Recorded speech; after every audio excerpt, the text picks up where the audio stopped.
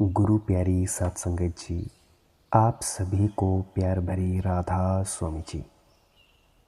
गुरु प्यारी सात संगत जी, आज की साखी एक सच्ची घटना पर आधारित है, तो आप जी इस पूरी साखी को अंत तक ज़रूर सुनिएगा, क्योंकि आज की साखी में हम मौत के बारे में जानेंगे कि एक कमाई वाले सत्संगी ने ध्यान में उतरते हुए भजन सिमरन में क्या देखा।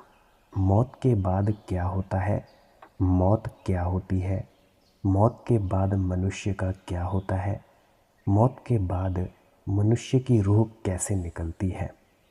तो चलिए शुरू करते हैं आज की वीडियो। साथ संगत जी, जैसा कि आप सभी जानते हैं कि दिन रात कमाई करने वाले, नाम की कमाई में लीन रहने वाले सत्संगियों को किसी से कोई लेना देना नहीं होता है। वे अपना पूरा समय भजन सिमरन में ही बिताते हैं। वे खाते पीते सोते जागते सिर्फ सिमरन ही सिमरन करते रहते हैं। उनका पूरा ध्यान कुल मालिक की भजन बंदगी में ही लगा रहता है। वह कभी भी किसी से ज़्यादा बातें नहीं करते हैं। वह ज़रूरत से ज़्यादा कभी नहीं बोलते हैं, परंतु यदि कोई बड़ा ही खास विषय हो तभी वे अपनी ज़ुबान को खोला करते हैं। साथ संगत जी, ऐसे ही एक बुज़ुर्ग कमाई वाले सत्संगी से मैं अपने गांव में मिला करता था। अब तो वे नहीं रहे, पर मैं अक्सर उनसे मिलने जाया करता था। मुझे उनके पास बैठना बहुत ही अच्छा लगता था, क्योंकि उनके अंदर से नाम सिमरन की ऊर्जा निकलती थी, जिसको ग्रहण करके मैं बहुत आनंदित हुआ करता था और मुझे उनके पास से जाने का ज़रा भी मन नहीं किया करता था। जैसा आप मुझसे बहुत से प्रश्न पूछते हैं, वैसे ही मैं भी उनसे बहुत से प्रश्न पूछा करता था। वैसे तो वे किसी को भी अपना अनुभव साझा नहीं करते थे, परंतु उनका पोता होने के कारण और आध्यात्म में इतनी रुचि होने के कारण कभी कभी मुझे वे अंदर की बातें बताया करते थे, परंतु मेरी समझ कम होने के कारण उनकी 99% बातें समझ नहीं आया करती थी, क्योंकि उस वक्त मैं 17 साल का हुआ करता था। फिर भी आज उन्हीं के अनुभव को सोचकर जब सोचता हूँ कि वे कितना आगे जा चुके थे और उनका कितना गुरु से प्रेम था और कितना वे कुल मालिक की सेवा में अपना भजन सिमरन का वक्त दिया करते थे, आज वैसे ही एक आपको बात बताने जा रहा हूँ, साखी बताने जा रहा हूँ, जो उन्होंने मेरे साथ साझा की थी। एक दिन मैंने उनसे पूछ लिया कि दादाजी, मौत के बाद क्या होता है, मौत क्या होती है, मौत के बाद मनुष्य का क्या होता है, मौत के बाद मनुष्य की रूह कैसे उतरती है, कैसे निकलती है। जब मैंने ये प्रश्न पूछा तो वे अपने कुछ अनुभव साझा करने लग जाते हैं। सबसे पहले तो उन्होंने बताया कि सच में हम मौत किसको कहते हैं। उन्होंने बताया कि मौत ये नहीं है कि अगर कोई मर गया तो उसकी मृत्यु हो गई। असल में सच्ची मृत्यु उस दिन होती है जब हम उस कुल मालिक की याद में, नाम की कमाई में लीन हो जाएं और हमें अपनी सुध बुध ही ना रहे। उस दिन हमारी सच्ची मौत होती है। ऐसे तो जीना मरना लगा ही रहता है, आना जाना लगा ही रहता है। इस मौत को हम मौत नहीं कह सकते। असल में सच्ची मौत वही है जब हमारी सूरत नाम के रंग में रंग जाए और हमें अपनी सुध बुध ही ना रहे और हमारा मन बिल्कुल शून्य हो जाए, शांत हो जाए, तब हमारी सच में मौत होती है। वैसे तो हम देखते ही हैं कि दुनिया में कितने लोगों की मौत रोज़ाना होती है, लेकिन उनमें से कुछ भाग्य वाले जीव ही होते हैं जिनकी संपूर्ण मौत हो पाती है, जो उस कुल मालिक में जाकर मिल जाते हैं। गुरु नानक देव जी भी कहा करते थे, कोटिन में कोई एक चलत है, कोटिन चलत है एक पहुँचत है। यानी करोड़ों में कोई एक चलता है उस मार्ग पर, और करोड़ों जब चलते हैं तो उनमें से सिर्फ एक ही पहुंच पाता है। उन्होंने ये भी बताया कि मौत के वक्त साधारण तौर पर हमारा शरीर छूटता है, लेकिन मन तो हमारा वैसे ही होता है। मन में तो वही सब कुछ पड़ा होता है जो हमने इकट्ठा किया होता है। उसकी मृत्यु होना इतनी आसान बात नहीं है। हम जैसे ही अगले जन्म में जाते हैं, फिर से वही सब कुछ दोबारा से शुरू हो जाता है, क्योंकि मन हमारा नहीं मरा, या यूँ कह लें मन से हम नहीं छूटे। मन वैसे का वैसा ही है, सिर्फ हमारा शरीर छूटा है। मन में जो पड़ा हुआ है वह अभी वैसे का वैसा ही है। लेकिन जो नाम की कमाई करते हैं, शब्द की कमाई करते हैं, उनका मन शांत हो जाता है, शून्य हो जाता है, और जब उनकी मृत्यु होती है उनका शरीर भी छूट जाता है, मन से भी उनका छुटकारा हो जाता है, और आत्मा उस कुल मालिक से मिल जाती है।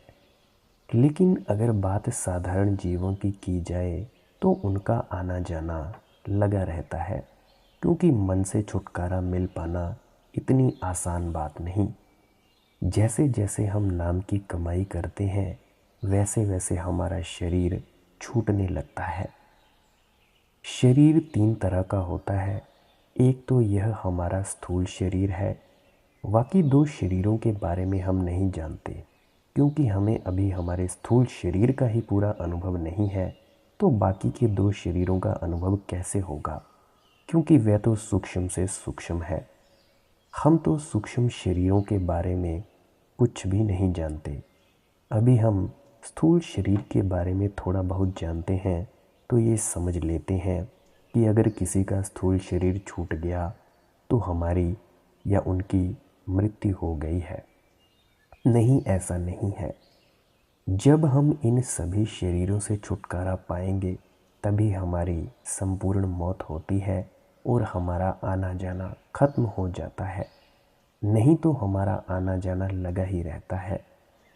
जैसे जैसे हम नाम की कमाई करते हैं, हमारा स्थूल शरीर छूटने लगता है। स्थूल शरीर के बारे में हम जानना शुरू कर देते हैं। सूरत ऊपर चढ़ने लगती है और हमें तकलीफ़ भी होती है शुरू में, क्योंकि हमने अभ्यास नहीं किया होता है। लेकिन जो अभ्यासी होते हैं उन्हें यह तकलीफ़ नहीं होती, क्योंकि वे हर रोज़ ऊपर जाते हैं, रोज़ाना उस मालिक की भजन बंदगी करते हैं, सूरत को नाम के साथ जोड़ते हैं, धुन को सुनते हैं। उन्हें मृत्यु के समय किसी तरह की कोई भी तकलीफ़ नहीं होती। लेकिन जो साधारण पुरुष है उन्हें बहुत तकलीफ़ होती है। शुरू में जब मैं भी ध्यान करने लगा था तो मुझे भी बहुत तकलीफ़ हुई थी। शुरू में टांगों में दर्द हुआ, फिर मेरे पेट में दर्द हुआ, फिर मेरे दिल की जगह पे दर्द हुआ, फिर मेरे गले पे, फिर मेरे सर में। जब सूरत सिमट कर ऊपर आ जाती है और स्थूल शरीर से छुटकारा होने लगता है, इसीलिए तो कहा जाता है, नाम की कमाई के लिए समय निकालो, सूरत को नाम से जोड़ो, दोनों आँखों के बीच सूरत को लेकर आओ, ताकि उस धुन को सुना जा सके और मृत्यु के समय हमें किसी तरह की भी कोई भी तकलीफ़ ना हो सके। लेकिन हम बातों को सुन लेते हैं, सत्संग सुन तो लेते हैं, लेकिन उसे अमल में नहीं लाते, और जब अंतिम समय आता है तब हमारी चीखें निकलती हैं, क्योंकि सूरत सिमट कर ऊपर आती है। जिसने जीते जी नाम की कमाई की है, जीते जी मरकर देखा है, वही एक सच्चा शिष्य है, वही एक महापुरुष है। मैंने देखा है कि ऊपर कैसे देवी देवताओं की कतारें लगी हैं। सभी उस कुल मालिक के आगे हाथ जोड़कर खड़े हैं, उसके आगे फरियाद कर रहे हैं, क्योंकि ये मनुष्य जामा हमें बड़े भाग्य से मिला है। ये जामा हमें कुल मालिक की भजन बंदगी करने के लिए मिला है, उससे मिलाप करने के लिए मिला है। ऊपर देवी देवताओं की कतारें लगी हैं, वह हाथ जोड़कर खड़े हैं कि उन्हें भी ये मनुष्य जामा मिले, ताकि वह भी मालिक की भजन बंदगी कर सके, नाम की कमाई कर सके। और जब जीव मर जाता है, या यूँ कहें उसका स्थूल शरीर छूट जाता है, तब सृष्टि उसके कर्मों और संस्कारों के अनुसार उसे एक नया शरीर प्रदान करती है। कौन सी जगह पर जन्म लेना है, कैसे माता पिता मिलेंगे, ये सब सृष्टि मरे हुए रूह के कर्मों और संस्कारों के अनुसार प्रदान करती है। साधारण जीव तो अपनी मर्जी अनुसार शरीर भी नहीं चुन पाता है, लेकिन जो जीव नाम की कमाई करते हैं तो नाम की कमाई करने से वे जागृत अवस्था में आ जाते हैं, होशपूर्ण अवस्था में आ जाते हैं। तो जितना उन्हें होश होता है उसके अनुसार वे जानते हुए मरते हैं कि हम मर रहे हैं, हमारा स्थूल शरीर छूट रहा है, और इसी कारण वह अपनी मर्जी से शरीर चुन लेते हैं कि कौन सी जगह जन्म लेना है, कौन से माता पिता सही रहेंगे उस जन्म में, ताकि वे नाम की कमाई कर सकें। परंतु जो आत्माएं जीते जी स्थूल शरीर, सूक्ष्म शरीर, कारण शरीर से परे जा चुके होते हैं और संबोधि की अवस्था को प्राप्त कर चुके होते हैं, सचखंड जा चुके होते हैं, या ऐसा कह लें मुक्त हो चुके होते हैं, वह जीव कमाई वाले स्त्री या पुरुष मरने के बाद कुल मालिक में ही लीन हो जाते हैं। उनका आना जाना हमेशा के लिए ख़त्म हो जाता है। वे सृष्टि का ही एक रूप हो जाते हैं, क्योंकि बूंद समुद्र में ही समा जाती है। परंतु यह कब होता है?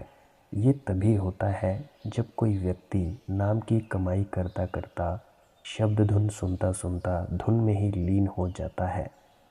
दादाजी ने ये भी बताया था कि अगर कोई व्यक्ति जीते जी मुक्त नहीं हुआ तो मरने के बाद भी वह मुक्त नहीं होता। बेशक उसने नामदान लिया हो, उसे सिर्फ अगला जन्म मिलेगा और अगले जन्म में वह अपनी यात्रा वहीं से शुरू करेगा जहाँ से उसने छोड़ी होगी।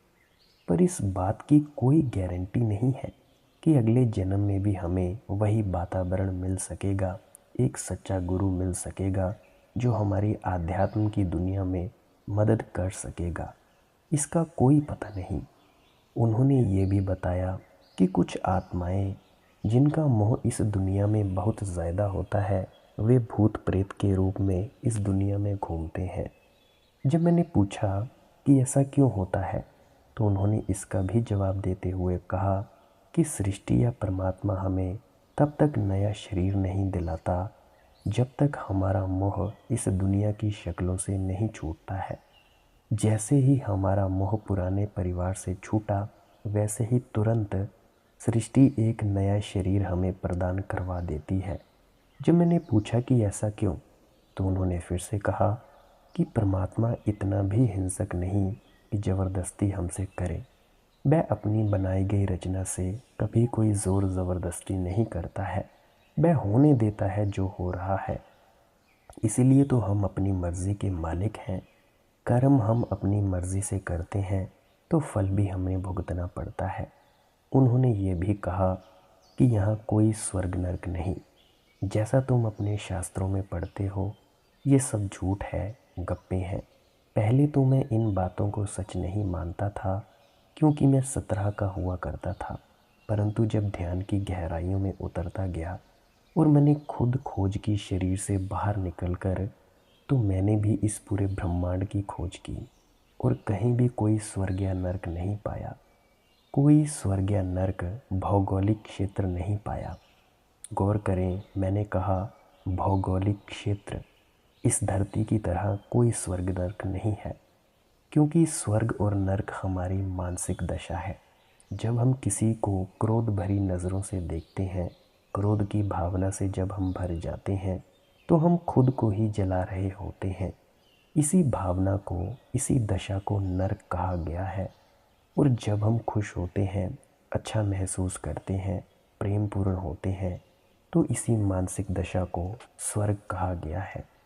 उन्होंने ये भी कहा कि अगर आप हर रोज़ अपने स्थूल शरीर से परे हो जाते हो, तो शरीर को अनुभव ना होने के कारण हम स्वर्ग जैसा महसूस करते हैं। मतलब कि ये जो दुख दर्द जो भी चीज़ें हैं, ये सिर्फ हमारे शरीर के कारण ही मिलती हैं हमें। परंतु जो इससे थोड़े शरीर के पीछे सूक्ष्म शरीर का है, उसको इस दुनिया की कोई भी चोट या दर्द नहीं होती। तो वो व्यक्ति जो इस शरीर से बाहर निकलता है, ध्यान सिमरन में बैठता है, उसको स्वर्ग जैसा ही महसूस होता है। इसीलिए तो कहा जाता है कि भाई समय व्यर्थ मत गवाओ, जब भी समय मिले नाम की कमाई में लगाओ, शब्द की कमाई में लगाओ, सूरत को नाम से जोड़ो।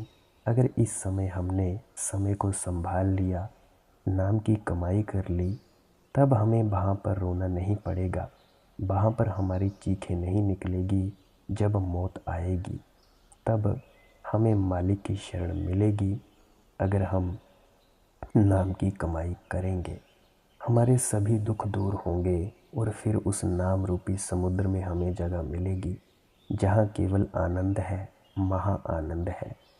साथ संगत जी, ये ज्ञान उन्होंने अपनी मौज में आकर हमसे साझा किया और हमें लगा कि इसे आपसे भी साझा किया जाना चाहिए, ताकि उस कुल मालिक का संदेश सभी साथ संगत तक पहुंच सके और हमारा इस जन्म मरण के चक्कर से छुटकारा हो सके। साथ संगत जी, ऐसे ही साखियाँ और सत्संग सुनने के लिए इस चैनल को सब्सक्राइब ज़रूर करें। फिर मिलते हैं अगले सत्संग वीडियो और साखी में। अंत में आपके भीतर बैठे परमात्मा को प्रणाम करता हूँ। मेरा प्रणाम स्वीकार करें। राधा स्वामी जी।